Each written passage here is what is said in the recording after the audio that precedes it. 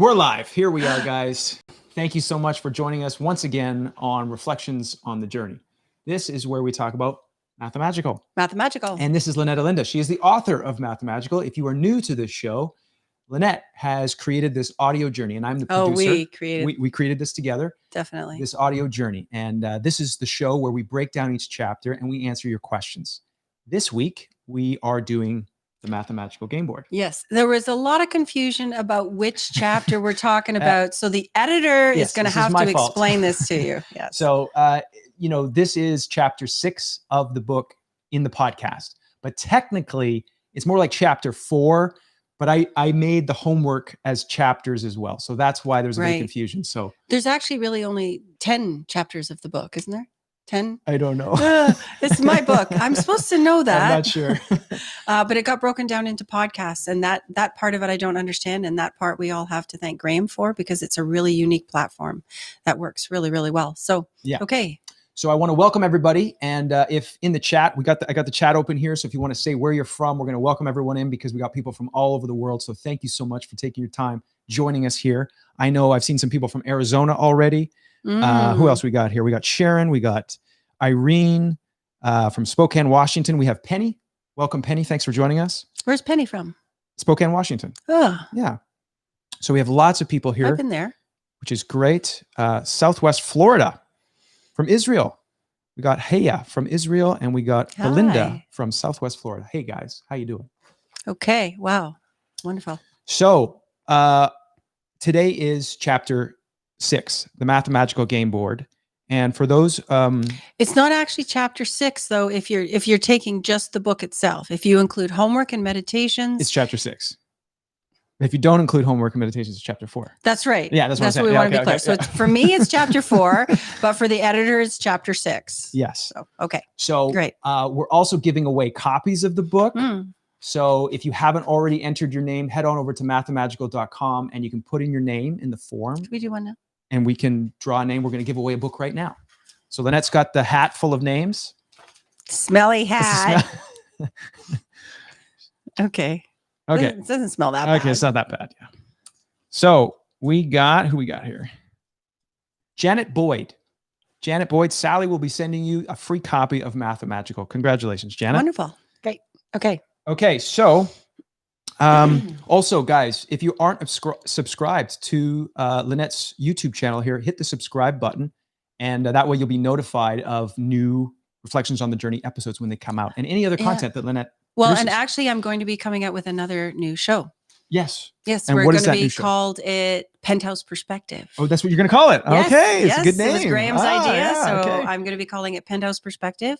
And we're going to actually be talking about a lot of questions that don't necessarily directly relate to Mathamagical, but we are getting a lot of questions that are far-reaching, and I want to be able to provide a platform to answer those really important, valid, and awesome questions that are coming in. Yes. So stay tuned for that, guys. Lynette will let you know on her Instagram, or maybe the Mathamagical mailing list. Sally will let everyone know about that new show coming out as well. And if anybody wants to be put on my emailing list, please send a message to my web page. Yeah, or on the Mathamagical website. Yep. Sally will and get we will add emails. You. Yes. Yep. Okay. Great. Awesome. So the Mathamagical game board, Lynette.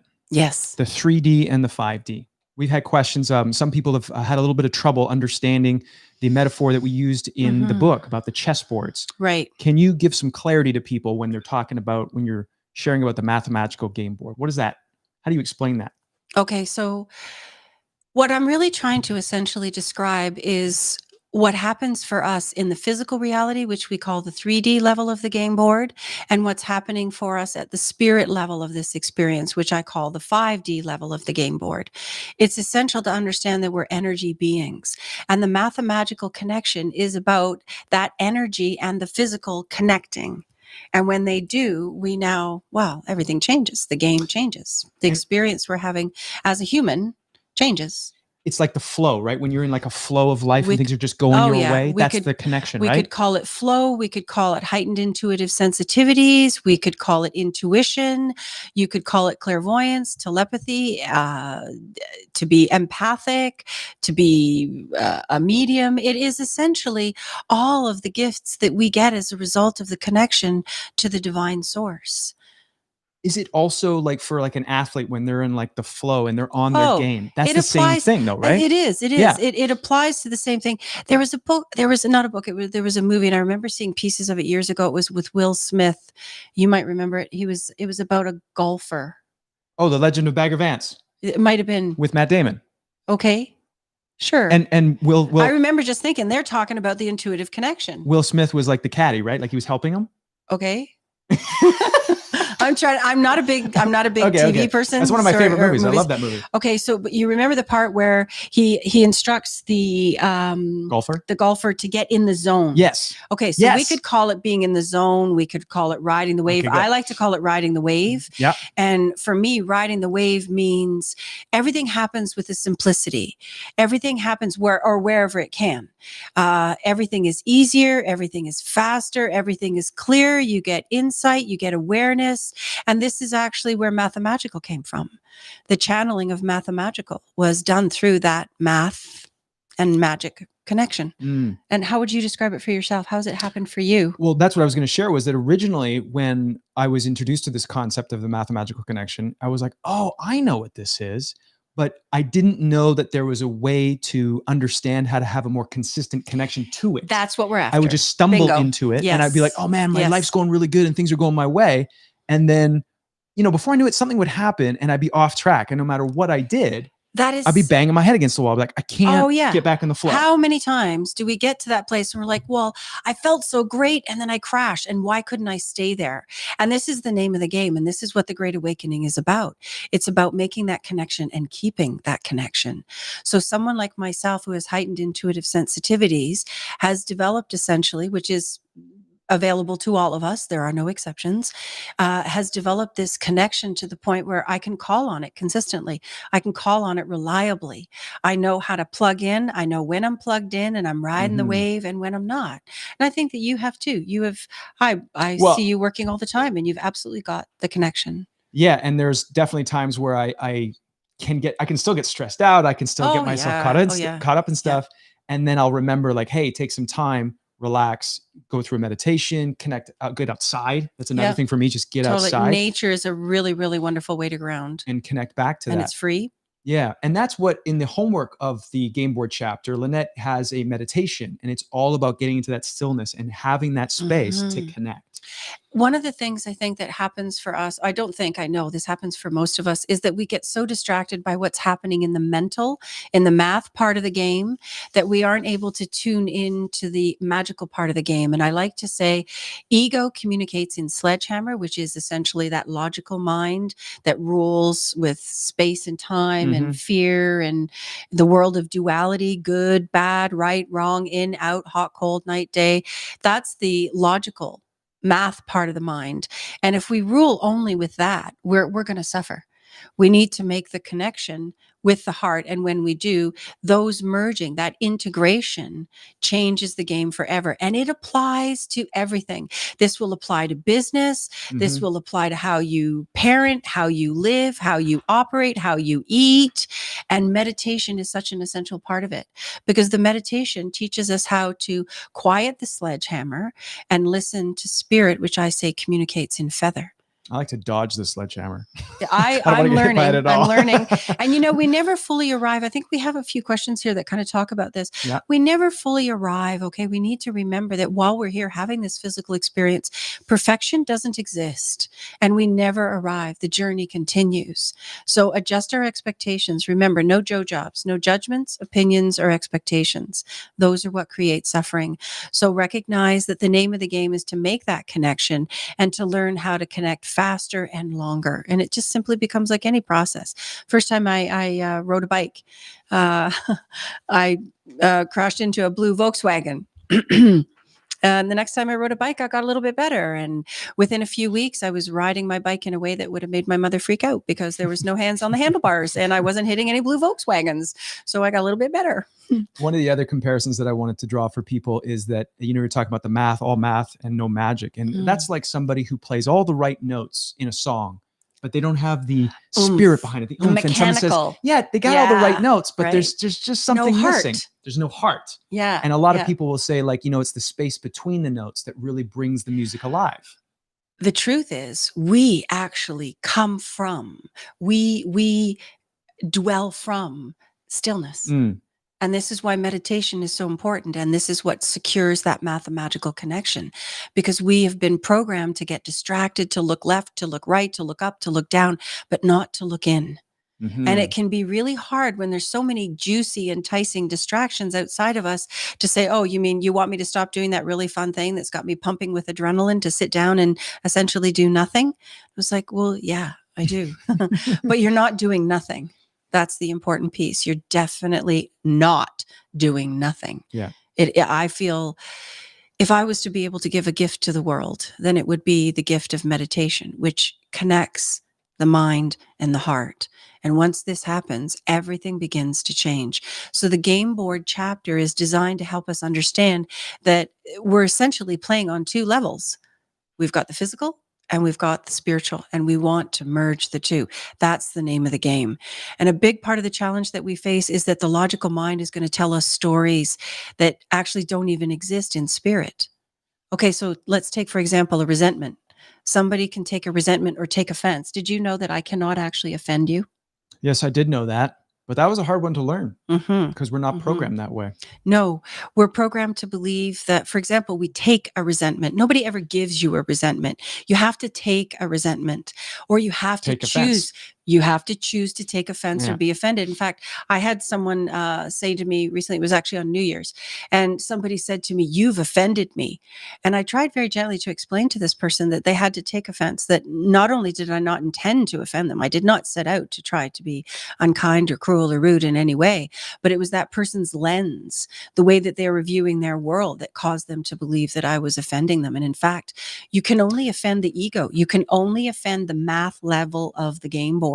Yeah. The heart, spirit, is never offended. Which is tricky. It's easier said than done sometimes. Oh, well, there's the mastery part, right? Yeah. Anything worthwhile takes practice. Yeah. And you'll find, I mean, I've never really been one to take huge offense. It's just not really been my nature. And we want to remember that we live many lifetimes. And whatever you master in this lifetime, you get to bring back with you. And this is how I had that mathematical connection made as a child, because I mastered it in a previous life, much like Mozart. A child prodigy was able to play music at such a young age. He'd mastered it in a previous embodiment and brought it forward. So essentially, the heightened intuitive sensitivities begin to expand and develop further and further when we make that connection between the spirit and physical, when we master the two levels of the game board. That's the name of the game, to integrate. Is it only achieved through meditation? Because like an athlete, maybe, an athlete can get in the zone, but they're not necessarily meditating all the time. How does an athlete get into that zone, have that connection if they're not meditating? Well, you don't have to be meditating all the time. Okay. Definitely not. I mean, that's more like, kind of like going to feed, going to eat. You sit down for this meditation meal. Okay. And then over time, with practice of meditation, I have a lot of people that are working with me now and start to see that over time, this practice starts to spill over, and that meditation meal starts to last longer and longer. Like we've talked a lot about food and how eating really good food stays with us. Yeah. Stays with us longer. Yeah. And eating, at McDonald's, cheaper food, it doesn't stay with you. It doesn't sustain you. So meditation over time is kind of developed to spill over into the rest of our lives. And then it becomes more and more accessible. We reach a point where we can be living meditation, essentially. You're living in that state the vast majority of the time. An athlete, anyone else, we all have our own little tricks and tips. And many of the people that I work with, I encourage developing a music list to get you to the inspired state. And remember, inspired is to be in spirit. So that's the mathematical connection. That's another way to say it. We can use nature, we can use music, we can use meditation. All of us can kind of have our own sort of little quirky practice. My predominant one is nature, to get out in nature. And my biggest is the ocean. Okay. So it's kind of like raising your vibration or raising your energy, tuning in. Yes. And these are all ways of like reconnecting to that mathematical connection. And reconnecting is actually not a really accurate way to put it, because we're never actually disconnected. We can't be disconnected. But we're Okay, it would becoming be more like saying consciously connected. we're becoming more consciously connected, Okay. and the connection is never severed. It's never Mm. severed. It can't be, because this That's good connection news. is actually who and what we are. It's where we come from, and it's where we're going to return to. And a trick with the human connection, or the name of the game with being in a human body, is learning how to make that connection while we're in physical, with all the challenges that the Mm. mind and the ideas and perspectives and subjective reality that can present. Mm-hmm. So it's about making the connection in spite of. And yeah, through going through the daily challenges and sticking Yes. with it. And something I want to comment about here too is recognizing that making that connection is a really intimate thing. I've said to many people, and I think I said this to you, Graham, when I listen to love songs, I can't make it about a man. Okay, I'm hetero, so it's men for me. I can't go, oh, I can't live without you. I just cannot do it. It doesn't work for me. But when I'm listening to a love song and I imagine that it is divine source, then I can do it. So my spiritual practice is one that I would say is very intimate, and it is much like the relationship that you develop with a lover that will never betray you, a lover that will never leave you, a lover that will hold space for you no matter what, as long as you go to the lover. So developing an intimate relationship in terms of spirituality is very, very helpful. If you want to have candles, if you want to have a central space, much like an altar could be in a church or something like that, go for it. Do whatever you need to, whatever triggers you, whatever brings you to that space, do it, as long as it's helpful and not harmful. This kind of ties into one of our questions here that I got from Lori, and she's asking about how can the heart always lead when it is always deceived in love. So she has more to it, but that was just one question. Okay, I she remember had. that question. Can Yeah. you read a little bit more? Just give me a little bit more context there. Sure. She says, leading with the heart in all other aspects of life is successful and harmonious. But I found that a lot of people are very good at concealing who they are for very long periods of time. And that intuition, at least for me, doesn't kick in until it is too late in relationships. Okay. So and what was this lady's name? Lori. Lori. Hi, Lori. There's a few little things that I'm going to encourage to recognize. Number one, the heart never deceives itself, but the heart can be deceived. And intuition is actually always listening. But the challenge with romantic relationships, particularly, is that we tend to dive head first and we tell ourselves a story about this person, or we believe the narrative. And one of the things that I encourage people to do is to take time and sip relationships. Don't gulp. Take your time. One of the posts I put up on Instagram was sip, don't gulp. There might be a big fat fly in there. So as we take time to get to know someone, Lori, I'm hearing you say that your intuition doesn't kick in till too late, but your intuition has actually been there all along. You just didn't start to tune into it until you saw the physical signs that validated the intuition. So it's tricky when we're going into relationships, especially, when we feel all those amazing things that happen, like hormones and all of that stuff. It can be really hard not to be telling a story about that person, to remain detached or non-attached. Let's be very clear, non-attached, until it becomes really clear about what's going on. And I suggest 3 months. I suggest 3 months. And one of the things that we've been culturally programmed to do is to jump into bed. We've been culturally programmed to have sex, and soon. And I do not recommend this, and not because I don't think sex isn't a wonderful gift to share, but because that's when we can start to really get confused. We also want to remember things like when we're having sexual intercourse, oxytocin is released. And oxytocin is the bonding hormone that is also released when a woman gives birth so that she will bond with the child.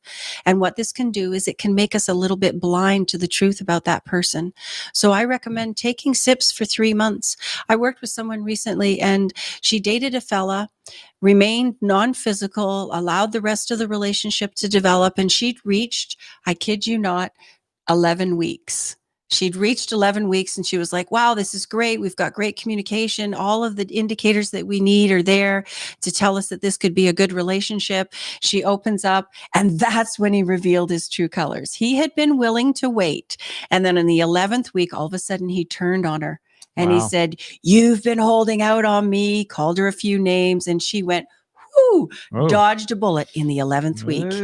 Okay, so you could really see that he wasn't actually really willing to take the time to do that. And he turned it around and he punished her with it at 11 weeks. So some people can hide much longer, especially if you're talking about narcissists. And this is referring to the players on the game board.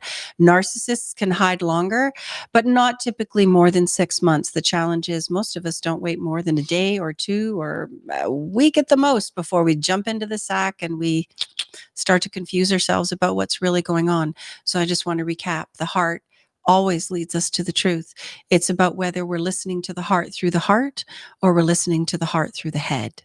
Does that make sense? Yeah, because sometimes we can be thinking our feelings rather than feeling our feelings. Oh, yeah. Right? I've told you this. We talked about this a lot because this yeah. is my problem.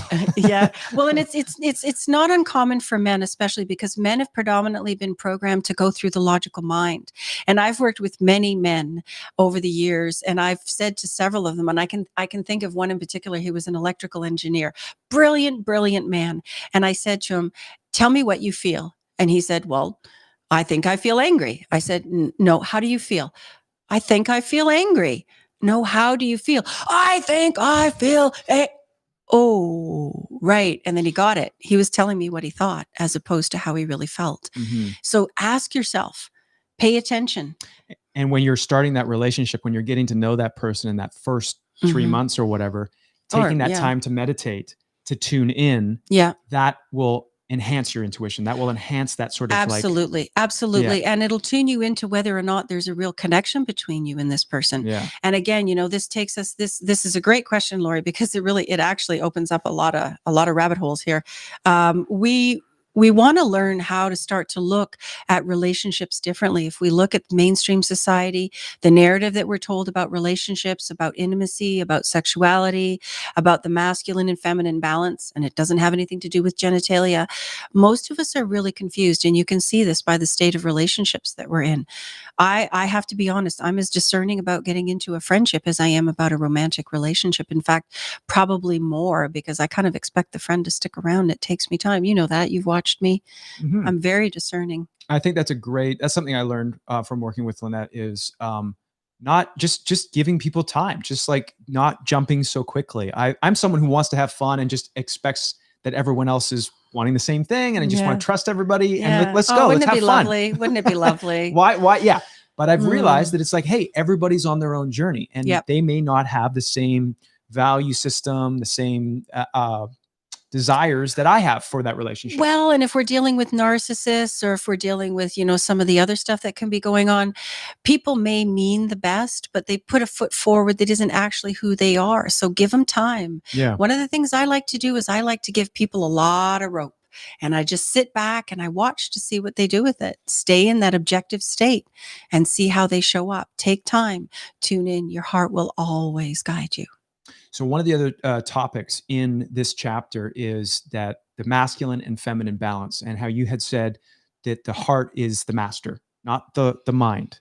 And so you said that the heart is ruled by the feminine energy. Yes. Yes. And the mind is ruled by the masculine. Yes. And this doesn't mean that it's male and female. No. We both have these energies inside of us. Yes, please do not confuse this with penises and vaginas, okay? That's not what this is about.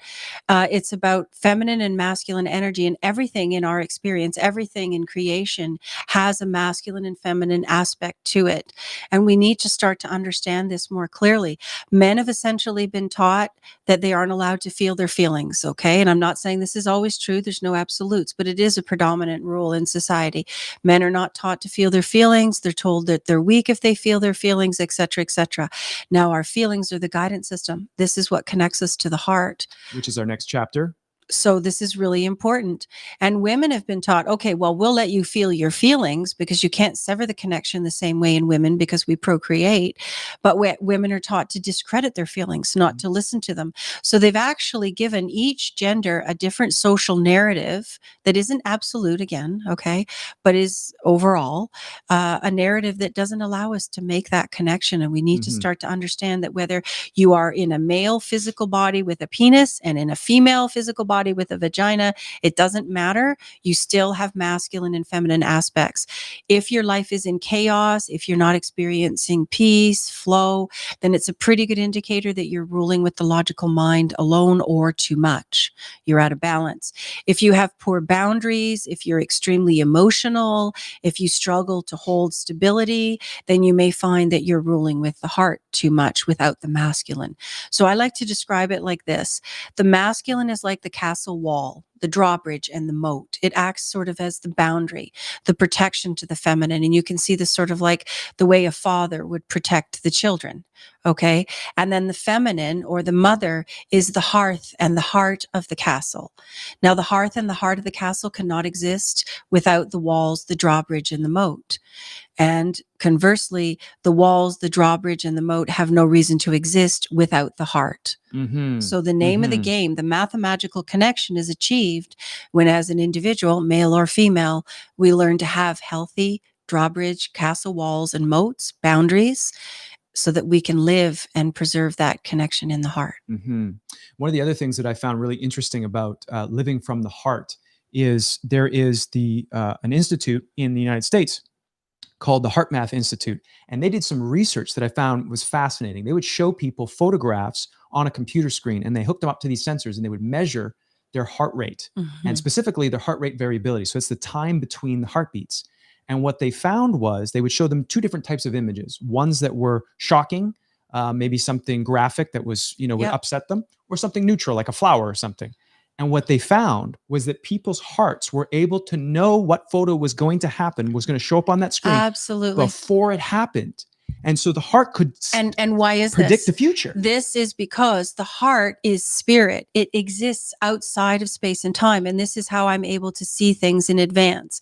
This is how, have you ever walked into a situation, maybe you can answer this. Have you ever walked into a situation and for some reason you just felt like this tightness in your chest? You just felt like this closing in your chest, or maybe you were having a conversation with someone and all of a sudden you felt like this a tightness.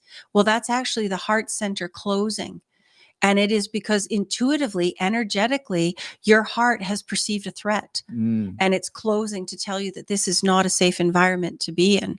So definitely, and this is again why the intuitive connection is so strong. I know myself in meeting new people all the time. I don't often, at the level of intuition that I've managed to develop to, I don't often need people to even open their mouths. I can tell by a glance. I can tell by looking in their eyes or just feeling their space, whether or not essentially my heart is safe. Not meaning that they're perfect, not meaning that, you might not get hurt, that there might not be confusion or misunderstandings, but this person will not be a threat to your heart, and your heart will remain open. Now, what can also close our heart is when we start to hold ideas, or we project ideas, or we take resentments. This will also shut down the heart and close off the heart energy. All happening outside of space and time. The logical mind lives within space and time. There's a beginning and an end and a clock. Time is actually an illusion, and spirit doesn't live within that space-time. That's in the 5D. That's the non-physical energetic self.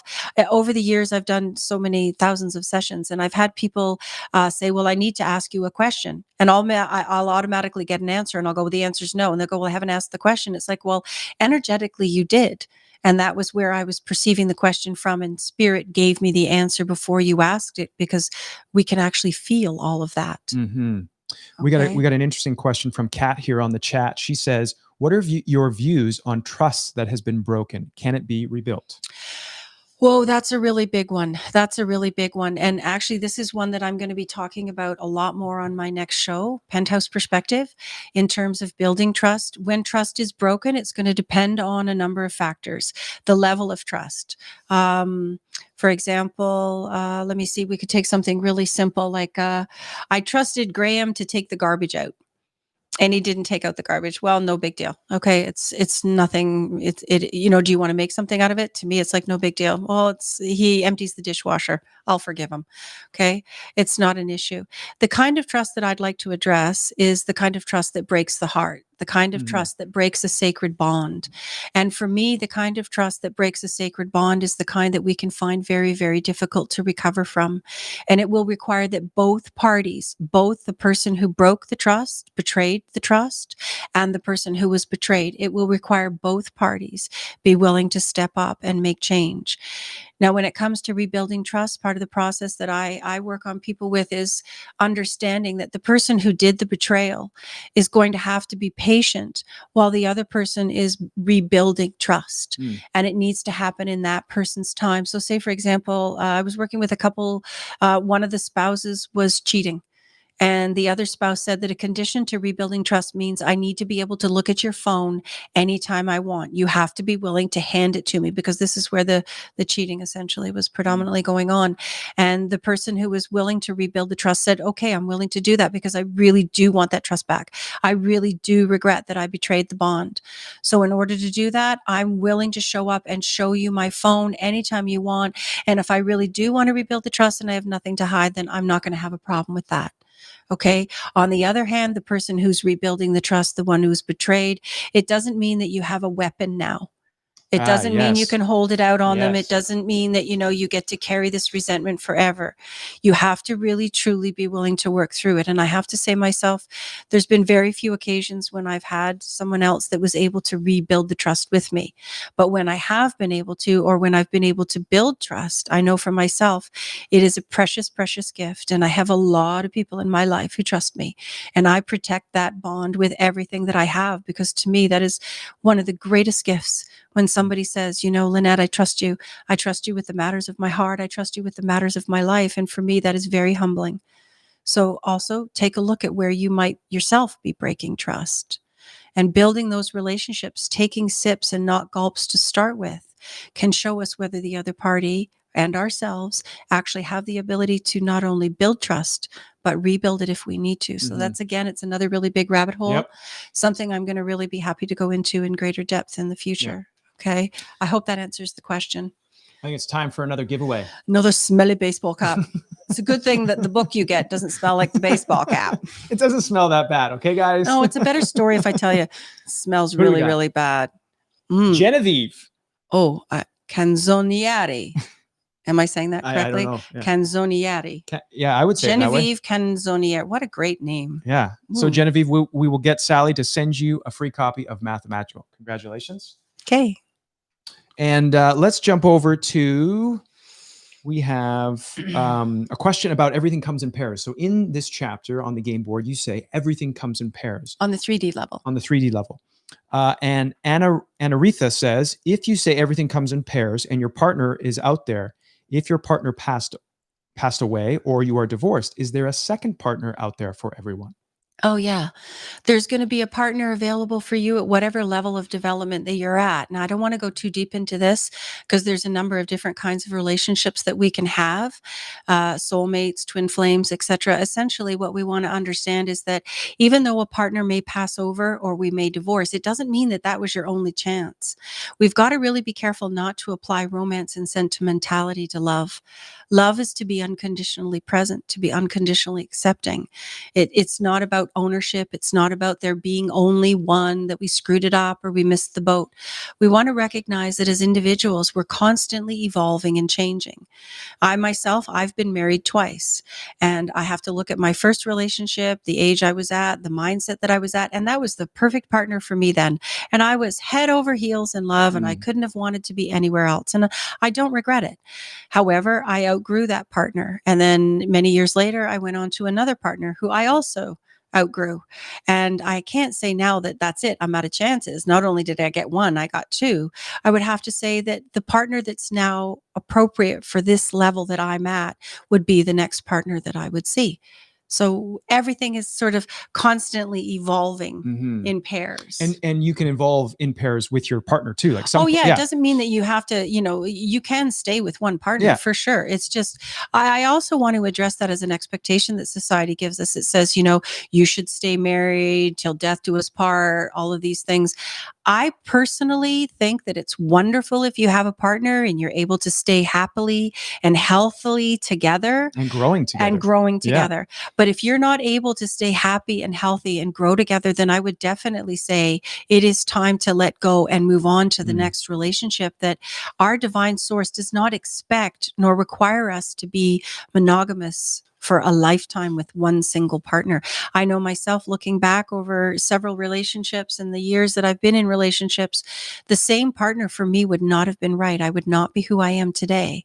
I'm not saying it's true for everyone. I'm saying just let go of expectations in the sense that there's only one, or you've missed the boat, or anything like that. It's simply not true. It's simply not so true. much of that is programmed through the films and the stories, Social and narrative. the narratives that are being told, Mhm. and they go against what your own heart, you can feel in your heart. Like you said, it's like, oh, the narrative or the story is to stay with this person, even if it's unhealthy, even if Yes. it's imbalanced, Yes. even if it's hurting you. Yes. It's like, well, I want to keep that narrative so I can present myself as somebody who, had a long relationship. But if it's unhealthy, what are you Well, doing? and I also want to point out, even though there may be challenges in a relationship, leaving the relationship isn't always the answer. And I think that we've gone from, I look at my mother's generation, which was, till death do us part, which is not my opinion of a healthy relationship. And we've gone to the other end of the spectrum, which is to treat relationships like they're disposable.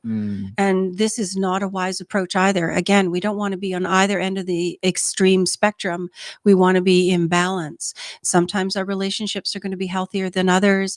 If they aren't healthy, then we have to decide whether we love the idea of staying in the relationship and whether we want to make the changes that we need to be healthy in the relationship. You and I have both been through a divorce. Not easy.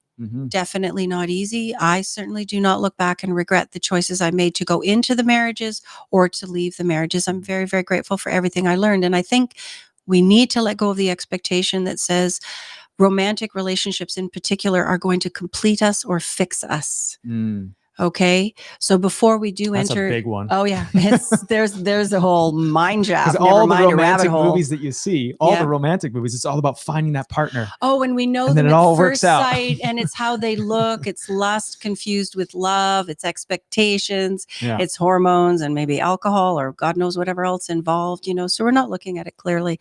Again, take a step back and look at how you're viewing relationships, because remember, like attracts like. And if you believe that there's only one partner, if you believe that the one that passed or the one that left or the one that you let go was your only chance, well, then that's the way it's going to be. But that's not actually how it's designed. Okay. Let's talk a little bit about metaphors. We used a big metaphor in the Mathamagical game board to try and convey the two different levels of game boards. But I think it's important also to express to people the power of a metaphor. It is a signpost. It is pointing us towards something, but don't get hung up on the metaphor. So if you're having trouble when you listen to Mathamagical and Lynette is talking about the different game boards, it's just a metaphor. It's supposed to be pointing towards something. Don't take it too literally. Yeah. Okay. And this is something where we can see is also, we were talking about this here, those of us behind the scenes, I guess you could say, before we started the show. And we were talking about how the Bible is also written metaphorically.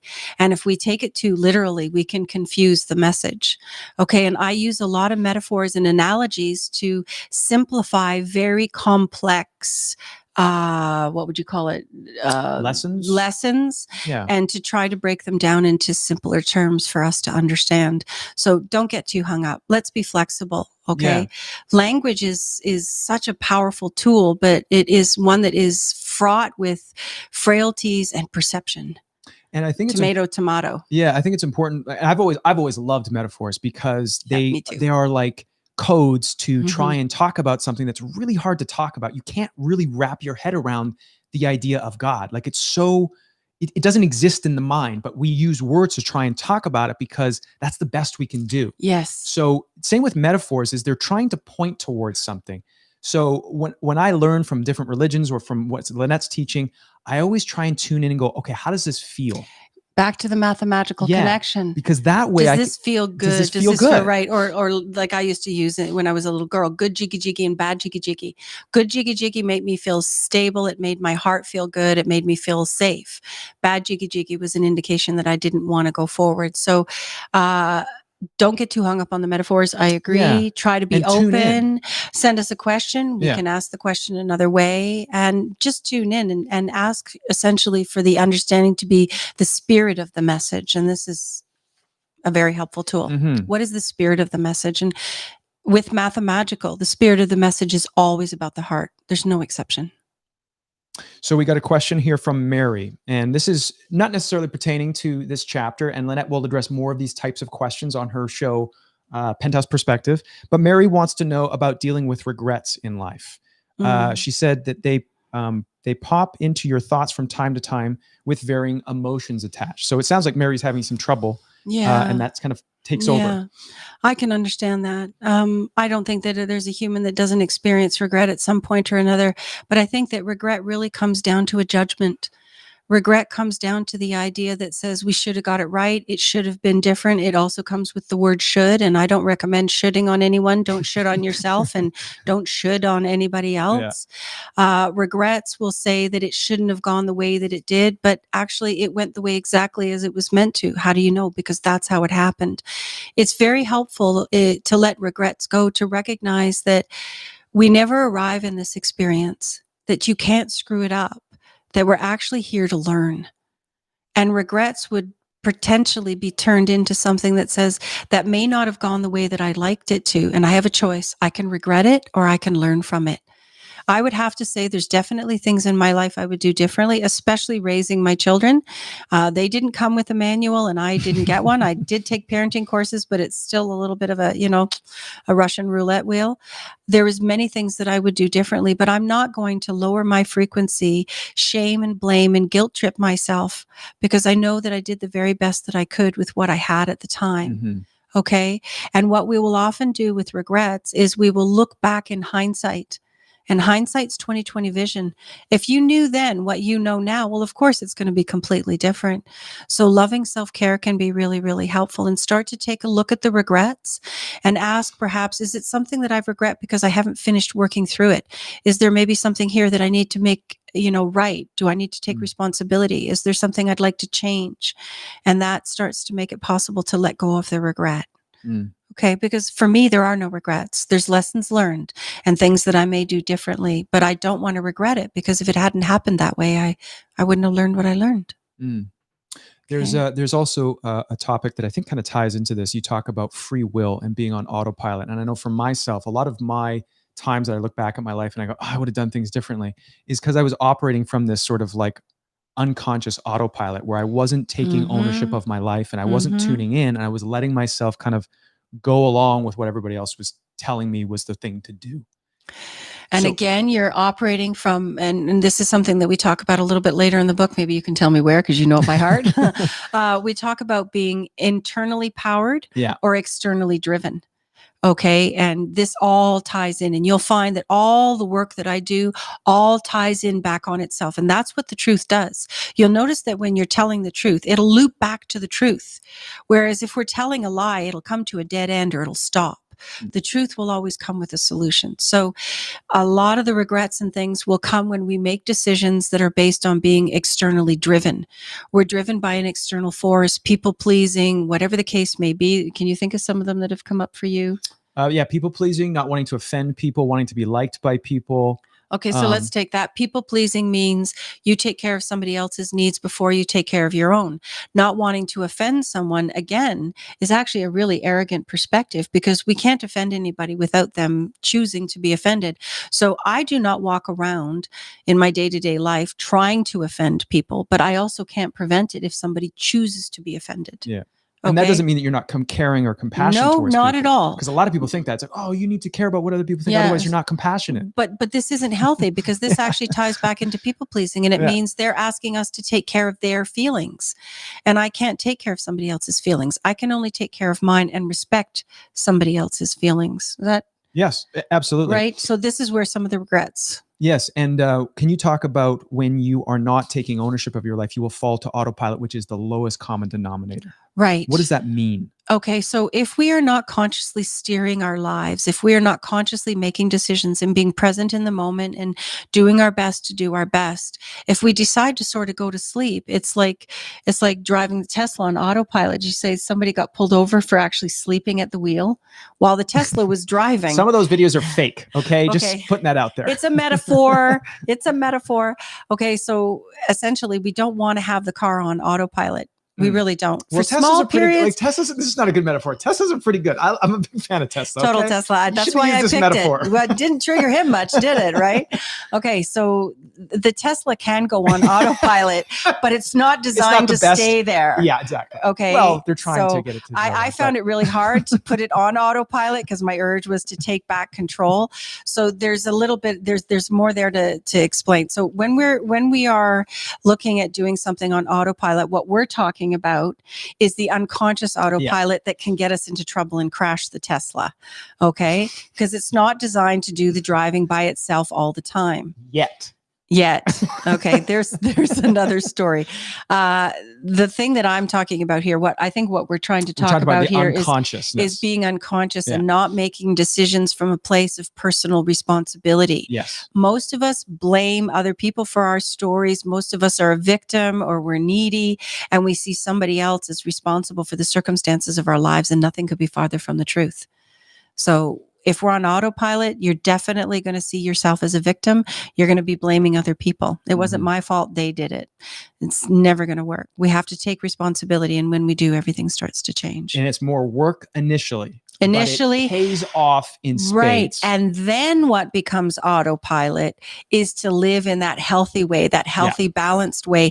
Then that becomes habitual. And instead of making unconscious choices that don't work for us, we start to make conscious choices habitually that work for us. Is that, would you say that's a way to describe it? I love it. I love that. Okay. So if you're just joining us now, I know we've been going in deep into all these questions and topics, but if you're just joining us now, this is Reflections on the Journey. We're talking about Mathamagical. If you want to find more information out about the book, you can go to mathamagical.com and you can buy the book, you can ask a question, or you can enter to win a copy. So what we do is every episode of this, we will give away a couple copies of the book. And if you've already bought the book and you have questions, you can submit a question to us, and then we will try and answer as many of them as we can on this show. So one of the other things that I wanted to just talk a little bit about is the homework, the meditation at the end of the game board chapter. Okay, and there's something I wanted to talk about with regards to the game board chapter before we go. Is there any more? Are there any questions there that we could? Well, we got lots of questions here. We do. Do we want to look at any of those? Sure. A lot of people are chatting. What is this name of the book you keep referring to? That's what I just, so that's why I just said Joyce. That's why I just said that, because I saw your question.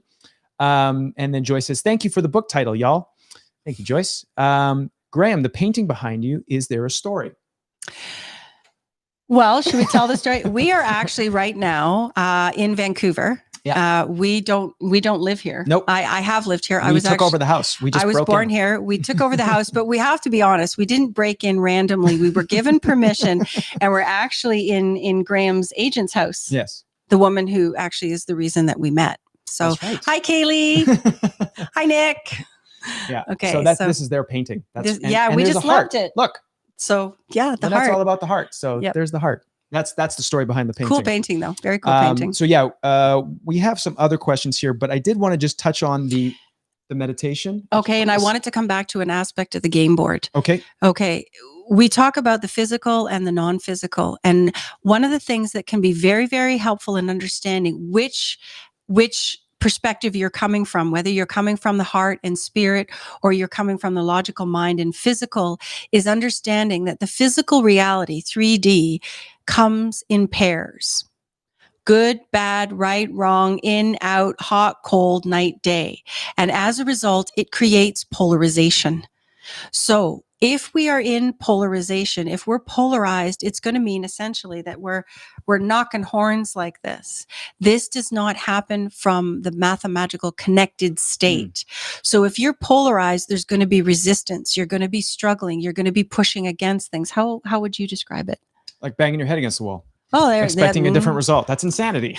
Right? So you'll note that if we're having a disagreement with someone and we're coming from a spirit perspective, both parties will remain open. And this is something that I'm going to be talking about in my next show. And I'm hoping to have a co-host with me to help explain this. So if you have two people that are willing to be open and talk, then the polarization isn't going to happen.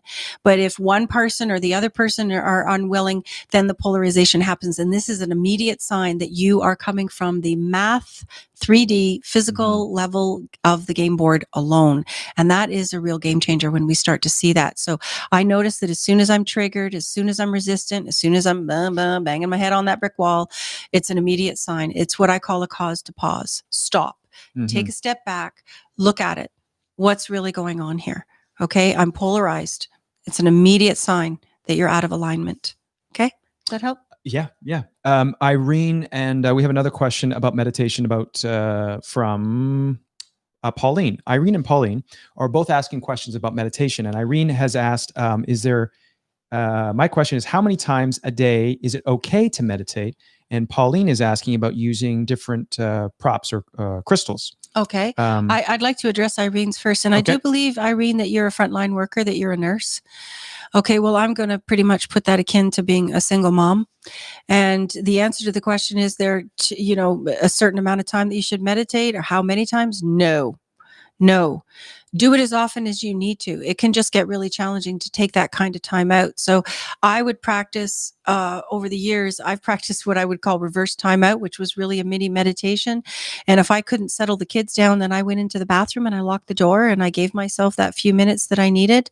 I will practice meditation throughout the day. I may have a cause to pause, some challenge hits me, and I'll just take a moment and just settle myself and come back to balance. So especially if you're facing a really challenging job like you are, Irene, then I don't think that there is such a thing as too many times.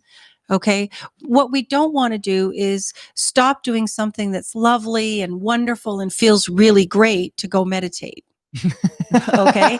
And another chick is too. I've never heard of anybody wanting to do that though. Well, but some people do. It's like, well, no, it's going really great. You're feeling really wonderful. Don't stop the family birthday party where everybody's singing to go meditate. Meditate later. I had something else where I was going with. The other thing is too, there will be times when we feel like we don't want to meditate. And I think this addresses one of the next questions. That's when you have to meditate. Remember, one of the tools that I share is what I call FFD, and that is fidelity, focus, and discipline. So when we don't want to meditate is when I think we actually need to go meditate. That's normally when it is for me. Yes. And anybody who says they find meditation hard, I'm like, yeah, welcome to planet Earth. I have never met a human that found meditation initially to be easy. What does eventually happen though is that it gets addictive. It starts to feel really delicious. I couldn't live without it. I need meditation. We just have to get over that hump to the point where it starts to really feed us. And it's got a learning curve. It feels awkward. Remember, we've been living in the dramatic, loud, ways for such a long time. And to just start to go to the stillness can feel counterintuitive initially. Stick with it. The next question was about... Pauline asks... she's still finding problems with meditating. And she says in the past, she's used crystals and found it helpful to use them as a focus. Would it be okay to continue with crystals, or would it alter the purpose or vibration? Thanks for your advice. This comes back a little bit to what I referred to before about developing that intimate relationship with the divine. Now, my desire for meditation is to remove any external stimulus. My desire for meditation is to remove the stimulus of the mind. So I'm not going to read a big, juicy, provocative story or comment and then settle myself into meditation, because I've just essentially given the dog a bone. It's going to want to chew on the bone. My mind is going to want to chew on the bone. So my mandate for meditation is to essentially disconnect from the external physical. I personally would not find it helpful to focus on something that keeps me connected to the physical. Okay. And this is why I use a mantra, because a mantra for me is essentially throwing the logical mind a bone. If you imagine a dog and a bone and you're trying to break in, okay, throw the dog a bone. Keep that mantra going over and over and over again, and you'll find that the dog starts to calm down. It does take practice. And a mantra, for people that don't know what a mantra is to use a word to repeat in your mind over and over and over again. And I do have a free meditation on my webpage, LynetteElinda.com. And I give in the instructions the mantra that I've been using for over 3 decades. Now, I recommend using a word as a mantra to meditate with that doesn't have a daily connotation. Okay. So for example, I probably wouldn't pick my ex-husband's name as a mantra. It might trigger me. I mean, it wouldn't really, but you get the point, right? I found over the years trying to do things like counting with numbers, I found that it didn't work for me because I'd be like 1, 2, 3. Oh, I have to pick the kids up at 3:00. 4, 5. Oh, I need 5 apples. Oh, this kind of thing. So play around with it a little bit. I don't recommend using something that keeps you externally, physically focused, though. That is counterintuitive to me. What we're after is what I call transcendental meditation, which is to transcend the physical. And that's where the mathematical connection is made beyond the physical. I also find sometimes I have like an eye mask that I'll put on, and because it kind of shuts out all the light, it also kind of relaxes my eyes more, and it helps me kind of get more relaxed. If it's really bright out, sometimes I find it hard to kind of sink in. So that's just a tip. You can also use initially earplugs and things like that. And I had a wonderful teacher many, many years ago, bless her. She's passed over now. And she taught me how to meditate the way that I do now. And she also instructed me as a part of my training to go and sit in really, really noisy places, for example, next to a train track. Yes. Oh. And you can get to the point where you can tune it all out. It just takes practice. It just takes practice. That sounds like a real challenge, like a Jedi challenge. Yeah. She was a nun for 31 years. She actually meditated with some really amazing people. She gave me a meditation cushion. She was the most perfectly manicured woman I've ever seen. And she gave me this meditation cushion, which apparently had been used by the Dalai Lama. And she gave it to me and she said, "Some very enlightened tushies have sat on this cushion." And that was my meditation. Cool. Yeah, it was wonderful. That's cool. So the meditation that follows the game board chapter is all about this mathematical connection. It is the longest meditation in the Mathamagical book or journey. And a lot of people have found, or some people have shared with us, that they've fallen asleep or they felt tired during the meditation. That's okay. Yeah, and that's okay. And that's what we just wanted to kind of touch on, is that when you're first starting out, and you're quieting your body down, you're normal. Whenever you've done that in the past is normally when you go to sleep. So your body thinks that you're going to sleep. So that's why it can be helpful for some. Well, essentially, we also want to remember what happens when we go to sleep. We connect. So when we're going to sleep, it's actually what I call the divine insurance policy. Have you ever noticed? I remember going to the pediatrician when I was raising my 2 kids by myself and saying to him, "I'm so exhausted. I think I'm losing my mind." And he reminded me that sleep deprivation is still used as a form of torture in some countries.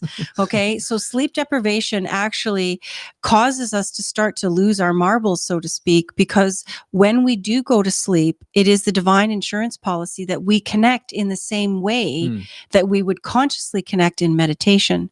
So if initially you find yourself going to sleep, that's okay. You might want to just set your meditation up at a different point throughout the day, maybe in the morning or when you're less tired, middle of the day, whatever. And again, each person has to find a time that works for them that you can hopefully work into your schedule consistently and move it around, play around and see what works for you. But if you fall asleep, that's okay. Yeah. You're still making the connection anyway.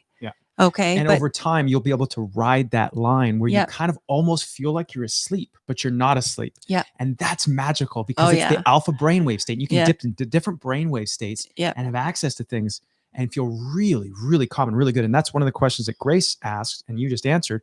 And she's asking, is there an ideal time to meditate? And like you just said, play with it. And I also refer to bookending. I refer to starting and ending my day with meditation, which is what I do. And I'm going back again to when I developed so many of these practices years ago. My children are grown adults now. I found that I needed to meditate before I got out of bed, because once I hit the ground, that was it. I was running. And I found that oftentimes I didn't get to meditate again until I went back to bed at the end of the day. I had 2 speeds, full speed ahead and unconscious. So wait, your turn's coming. Wait till you have kids. So I did it by bookending, and I began and I ended my day that way. And I still do to this day, but I also don't hesitate. Like I said to Irene, I don't hesitate to meditate as often as I need to. So again, it's a personal practice. It's developing an intimate relationship, depending on your work schedule, your family schedule, what really works for you. I do recommend making it consistent, because you will find that actually the guides and so forth that work with us, the non-physical spirit, divine source, protection guides that work with us, whatever you want to call them, they will show up for you at the same time. So for example, I've done sessions for so many years within a certain time frame of the day that as soon as I sit down, it's like energetically, it's a crowded room. All the guides have shown up because they know that I show up at this time every day, and they're waiting. Are guides the same as like what some people would call angels? Yes. Or guardian angels, same kind of thing? Well, a guardian... Not quite? Not quite. Okay. We don't want to split hairs about that one. But the angelic host is what I would call an angel. And the angelic host are not beings that ever enter the physical. They do not have a human experience. They do not have free will. The angelic host are here to protect us and guide us. Now, there are many guardians within the angelic host, but when I refer to the guardian, each one of us is appointed a guardian before we enter the physical experience. And this guardian stays with us energetically, whether we are physically in a body or out of a body. So there's a bit of a difference. We can talk about that's a whole other chapter, whole other chapter. But essentially, we just want to remember this. We are so loved. We are so protected. There is so much service and support for us. We just really need to remember, like attracts like, and start to tune into it. It's there. There's more than enough. More than enough. Well, we're just about done this episode of Reflections on the Journey. But We just got started. But we're gonna give away one more copy of the book here. So Lynette's got the hat, and I'm not gonna look, so I don't see any name. I'm gonna pick this one. And who we got here? Cheryl Middleton. So Cheryl, you have won a copy of Mathamagical. Hopefully you're watching, but if you're not, we'll get Sally to email you your copy of Mathamagical. And before we wrap up, we have a few what I call breakthroughs and kind words from people. So we just wanted to share them and share our gratitude for you guys reaching out and sharing these messages with us. So Nancy says, thank you, Lynette. You have helped me so much. All the emails I sent you, and you always answer. God bless. Can't wait for the podcast. And as for Graham, he has made me understand so much. Thank you, Nancy. Thank you. That's why we're doing it. She says, God bless. Thank you. You as well. Tanya says, realized I was attaching and continuously practicing non-attachment to a recent drama, and now it has resolved for the greater good. Yay. That's a really great comment, because while we're attached, we're holding on to it. It can't change. It can't evolve. Let it go. Very wise. Diane says, I love this podcast and I'm embracing my spirituality through it. Oh, thank you so much. And Kathy says, I just wanted to thank you for Mathamagical. I feel like I have been waiting my whole life to hear this message. Even as a small child, I always felt that there was more to life than our daily routines, but I just didn't know what it was. Mathamagical has been a very emotional journey. Thank you. Oh, thank you again so much. So if you guys want to head over to mathamagical.com and submit questions for the next chapter, which is all about the scoreboard. It's about your feeling body. Scoreboard, which will be which chapter? I don't know. If this is chapter 6, then I lost dinner. 8. I have to make somebody dinner because I lost this bet. I think it'll be chapter 8, because this is chapter 6 technically in the podcast. 7 is the homework, so then 8 would be the scoreboard. I think you'll know. I'll post it. It'll say. We'll figure it out. Sorry for the confusion. Yeah. But if you guys have questions for the next chapter, you can head over to mathamagical.com. There's a form at the bottom of the website there. You can click on questions, submit the questions. Sally gets the questions. She gives them to me, and then we get through as many of them as we can on this show. So you guys can do that. And you can also enter to win. If you haven't won a copy yet of Mathamagical and you really, really want to win, just enter the form for sure. We started out, we were only going to give away 1 copy per episode. But it's pretty fun to give away copies. It is. And the feedback is so great. There was something I was going to say and now I forgot. Yes. Subscribe. Yes. Please hit that little subscribe button. I can't believe I'm saying that. Subscribe. Yes. Okay. So what else we got? I think that's it. So we'll let you guys know when the next episode on the scoreboard is coming out. Thank you so much for joining us. I think we'll probably be a week to... Yeah. A week to 10 days, and we'll be back on Vancouver Island and out of Vancouver. Yeah. Yeah. Thank you so much, guys. Cheers. See you next time. Bye-bye.